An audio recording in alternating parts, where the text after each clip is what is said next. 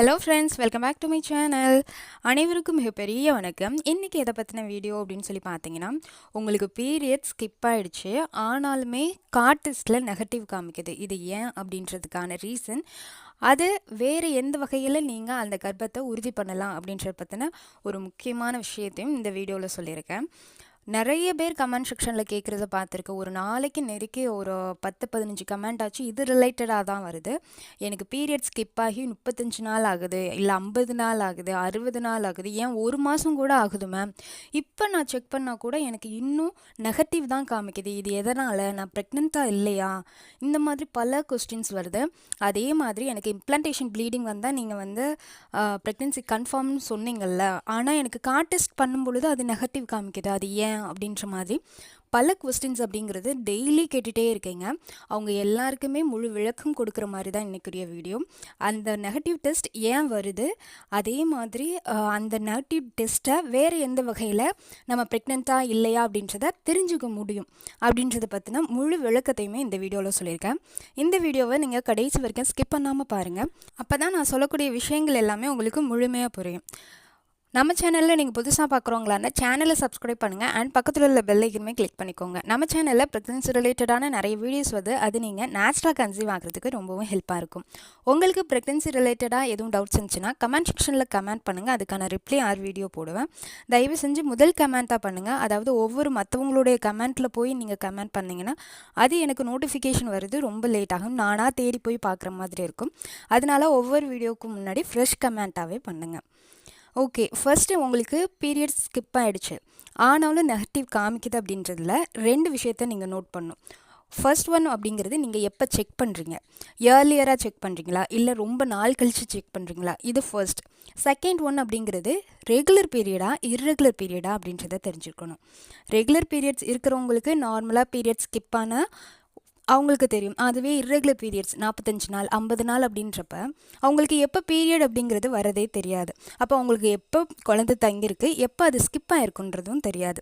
இதை முதல்ல நீங்கள் தெரிஞ்சுருக்கணும். ஃபர்ஸ்ட் ரீசனுக்கு போயிடலாம். உங்களுக்கு பீரியட் ஸ்கிப் ஆகிருக்கு. ஸ்கிப் ஆனால் எத்தனாவது நாளில் டெஸ்ட் பண்ணால் அது வந்து உங்களுக்கு பாசிட்டிவ் ரிசல்ட் காமிக்கும். நீங்கள் இப்போ ஒரு நாள் தான் எனக்கு ஸ்கிப் ஆகிருக்கு, உடனே நான் செக் பண்ணால் எனக்கு காலில் நெகட்டிவ் காமிக்குது அப்படின்னா கண்டிப்பாக அப்போ நெகட்டிவ் தான் காமிக்கும். நிறைய பேருக்கு ஓவலேஷனுங்கிறது வேகமாக நடந்தால் கூட இம்ப்ளான்டேஷன் அப்படிங்கிறது லேட்டாக நடக்கிறதுக்கு வாய்ப்பு இருக்குது.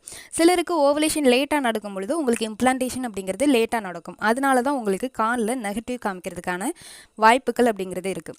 பொதுவாகவே உங்கள் பீரியட் ஸ்கிப் ஆனால் 5 நாட்கள் ஆச்சும் கொஞ்சம் டைம் கொடுங்க. 5 நாட்கள் கழித்து 5லேருந்து 10 நாட்கள் கூட எடுத்துக்கலாம். 10 நாள் கழிச்சும் நீங்கள் செக் பண்ணுங்கள். அப்போவும் உங்களுக்கு நெகட்டிவ் வருது அப்படின்னா மினிமம் 40 நாள் வரைக்கும் வெயிட் பண்ணுங்கள். உங்களுடைய பீரியட் ஸ்கிப் ஆனதுலேருந்து ஒரு 15 நாள் வரைக்குமே நீங்கள் தாராளமாக வெயிட் பண்ணலாம். அந்த கிட்டில் நெகட்டிவ் இல்லாமல் பாசிட்டிவ் காமிக்கிறதுக்காக 15 நாள் வரைக்குமே வெயிட் பண்ணுறீங்க, அப்போவும் நெகட்டிவ் காமிக்குது. இதுக்கான காரணம் என்ன அப்படின்னு சொல்லி கேட்டிங்கன்னா, நீங்கள் சாப்பிடக்கூடிய ஃபுட் ஹேபிட்டாக இருக்கலாம். சில நேரங்களில் நீங்கள் ஸ்ட்ரெஸ் ஆகிறதுனால அதனால கூட பீரியட் அப்படிங்கிறது தள்ளி போயிருக்கும். ஹார்மோன் இம்பேலன்ஸ்னால கூட தள்ளி போயிருக்கும். இதுக்கான ரீசன் அப்படிங்கிறது ஒரு மிகப்பெரிய லிஸ்ட்டே போட்டுகிட்டே இருக்கலாம். அதை நெக்ஸ்ட் வீடியோவில் நான் சொல்கிறேன். அண்ட் இதை வேறு எந்த வகையில் நீங்கள் ப்ரெக்னென்ட் அப்படிங்கிறத உறுதி பண்ணணும். 40 நாள் வரைக்கும் என்னால் வெயிட் பண்ண முடியாது, அதுக்கு முன்னாடியே நான் தெரிஞ்சுக்கணும். எப்போ தெரிஞ்சுக்க முடியும் அப்படின்றத பற்றின அந்த டிப்பை வந்து நான் கடைசி வீடியோ எண்டில் நான் சொல்கிறேன். அடுத்தது ரெகுலர் பீரியட்ஸாக இர்ரெகுலர் பீரியட்ஸானு உங்களுக்கு தெரிஞ்சிருக்கணும். போன மாதம் வந்த டேட்லேருந்து இந்த மாதமும், அதாவது இர்ரெகுலர் பீரியட்ஸாக இருந்தீங்கன்னா போன மாதம் வந்த அதே டேட்ஸ் கணக்கில், இப்போ 45 நாள் சைக்கிள் போன மாதம் வந்ததுன்னா அந்த 45 நாட்கள் இந்த மாதமும் ஸ்கிப் ஆகி அதுக்கடுத்து ஒரு 5 டேஸ் கழிச்சு இல்லை 10 டேஸ் கழிச்சு செக் பண்ணுங்கள். அப்போவும் நெகட்டிவ் வருது. நிறைய பேருக்கு 50 நாள் ஆகுது, இன்னமும் நெகட்டிவ் வருது அப்படின்னா உங்களுக்கு வேறு ஏதோ ஹெல்த் இஷ்யூ இருக்கிறத உங்களுடைய இந்த பீரியட் தள்ளி போகிறது அப்படிங்கிறது காமிக்கக்கூடியதாக இருக்கும். மினிமம் அது ரெகுலர் பீரியடாக இருந்தாலும் சரி இர்ரெகுலர் பீரியடாக இருந்தாலும் சரி 15 நாள் வரைக்கும் வெயிட் பண்ணுங்கள். அதுக்கப்புறமும் உங்களுக்கு நெகட்டிவே காமிக்குது, என்ன பண்ணுறது? அப்போ நீங்கள் ப்ரெக்னெண்ட்டாக இல்லையா அப்படின்னு கேட்டிங்கன்னா 100% சொல்ல முடியாது. ஏன்னா யூரின் டெஸ்ட்டில் நிறைய பேருக்கு தெரியாமல் கூட அவங்களால ப்ரெக்னென்ட் ஆயிருக்காங்க. அதாவது சிலருக்கு வந்து யூரினில் ஹெச்சிசிஜின்னு சொல்லக்கூடிய பீட்டா ஹெச்சிசிஜி அப்படின்னு சொல்லக்கூடிய ப்ரெக்னென்சி ஹார்மோன்ங்கிறது கலந்துருக்கும், ஆனால் கிட்டில் நிறைய பேருக்கு தெரியாது. இந்த மாதிரியான கேசஸ் வந்து நிறைய பேர் இருக்காங்க. அதனால நீங்கள் அதை பற்றி ஒரி பண்ணிக்க வேண்டாம். மட்டுமே நீங்கள் நம்பிட்டு இருக்காதீங்க.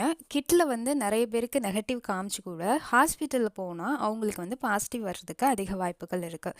கிட்டில் வந்து நிறைய பேருக்கு 3 மாதம் வரைக்குமே அந்த ப்ரெக்னென்சி ஹார்மோன்ஸ் அப்படிங்கிறது யூரினில் கலக்காமல் இருக்கலாம். சில நேரங்களில் கலந்தும் உங்களுக்கு கிட்டில் காமிக்காமல் கூட இருக்கலாம். இதனால கூட உங்களுக்கு கிட் வந்து நெகட்டிவ் காமிக்கும். 3 மந்த்ஸில் தான் உங்களுக்கு பாசிட்டிவ் காமிக்கிறதுக்கு வாய்ப்புகள் இருக்குது. அப்படி இருக்கின்ற பட்சத்தில் நீங்கள் ஹாஸ்பிட்டல் போகணும்.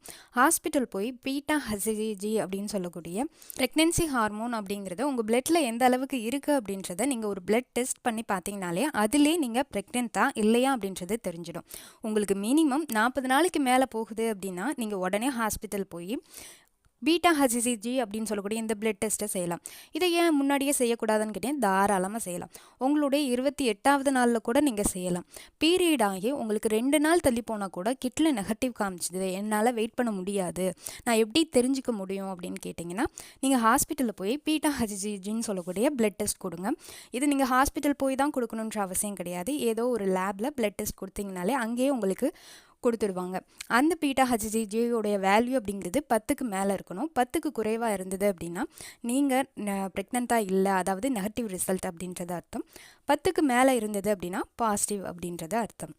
நிறைய பெண்கள் பண்ணுறக்கூடிய மிகப்பெரிய தப்பு அப்படிங்கிறது ப்ரெக்னென்சி டெஸ்ட் அப்படிங்கிறது உங்களுக்கு ப்ரெக்னென்சி சிம்டம்ஸ் எல்லாம் தெரிஞ்ச உடனே நான் டெஸ்ட் பண்ணேன் எனக்கு பாசிட்டிவ் வந்துடும் அப்படின்ற கண்ணோட்டத்தில் மட்டுமே நீங்கள் பண்ணுறீங்க. எப்போவுமே பிளட்டில் கலந்துட்டு தான் அதுக்கப்புறம் யூரினில் கலக்கும். யூரினில் சில பேருக்கு லேட்டாக கூட ஆகலாம். அதனால கூட உங்களுக்கு ப்ரெக்னென்சி கிட் அப்படிங்கிறது நெகட்டிவ் காமிக்கலாம். இதனால் நீங்கள் ஸ்ட்ரெஸ் ஆனீங்கன்னா ஸ்ட்ரெஸ் ஹார்மோன்ஸோடைய அளவு அதிகரித்து உங்களுக்கு அதுவே நெகட்டிவாக, அதாவது இயர்லி அபார்ஷன் ஆகிறதுக்கு வாய்ப்புகள் இருக்குது. எதாக இருந்தாலுமே கொஞ்சம் வெயிட் பண்ணி ரிலாக்ஸாக பாருங்கள். ஏன்னா உங்களுக்கு முதல் டைம் பீரியட் ஸ்கிப் ஆகுது அப்படின்னா நீங்கள் தாராளமே வெயிட் பண்ணலாம். ஒரு 40 டேஸ் வரைக்குமே மினிமம் உங்கள் பீரியட்ஸ் ஸ்கிப் ஆன ஒரு 15 நாள் வரைக்குமே வெயிட் பண்ணுங்கள். அப்போவும் உங்களுக்கு நெகட்டிவ் காமிச்சது அப்படின்னா இந்த பீட்டா ஹெச்சிஜி பிளட் டெஸ்ட் பண்ணுங்கள். அதுலேயும் உங்களுக்கு ப்ரெக்னெண்ட்டாக இல்லையா அப்படின்றது கண்டிப்பாக தெரிஞ்சிடும். இல்லைன்ற பட்சத்தில் ஸ்கேன் பண்ணிங்க அப்படின்னா அல்ட்ராசவுண்ட் ஸ்கேன், அதாவது அப்டாமினல் ஸ்கேன் பண்ணிங்கன்னா அதுலேயுமே நீங்கள் ப்ரெக்னெண்ட்டாக இல்லையா அப்படின்றது தெரிஞ்சிடும். இம்ப்ளான்டேஷன் ப்ளீடிங் வந்தது அப்படின்னா உடனே நீங்கள் செக் பண்ணிங்கன்னா கண்டிப்பாக ப்ரெக்னென்சி டெஸ்ட் அப்படிங்கிறது நெகட்டிவ் தான் காமிக்கும். மினிமம் உங்களுக்கு இம்ப்ளான்டேஷன் ப்ளீடிங் வந்ததுலேருந்து ஒரு 5 டேஸ்லேருந்து 1 வீக் வரைக்குமே வெயிட் பண்ணி அதுக்கப்புறம் செக் பண்ணுங்கள். அதுவே உங்களுக்கு பீரியட் ஸ்கிப் ஆகிறதுக்கு முன்னாடியே நான் செக் பண்ணுறேன் நெகட்டிவ் வருது அப்படின்னு சொல்லி பார்த்தீங்கன்னா முன்னாடியே இது பண்ணிங்கன்னா உங்களுக்கு ப்ரெக்னென்சி ஹார்மோன் அப்படிங்கிறது உடம்புல அவ்வளோ சீக்கிரம் இன்க்ளூட் ஆகிருக்காதுன்னு சொல்லி வச்சுக்கோங்களேன். அதனால் உங்களுக்கு நெகட்டிவ் காமிக்கும். அதனால் உங்கள் பீரியட் ஸ்கிப் ஆகி ஒரு 5 டேஸ் வரைக்கும் வெயிட் பண்ணி அதுக்கப்புறம் நீங்கள் செக் பண்ணுங்கள். இந்த வீடியோ உங்களுக்கு யூஸ்ஃபுல்லாக இருக்கும்னு நான் நம்புகிறேன். இந்த வீடியோ பிடிச்சிருந்தா ஒரு லைக் கொடுத்துருங்க.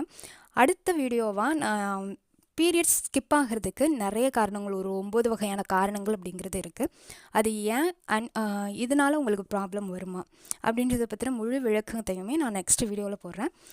இது என்னோட சேனல் ஹாப்பி லைஃப் வித் ரேஸா. இந்த சேனலை சப்ஸ்கிரைப் பண்ண மறந்துடாதீங்க.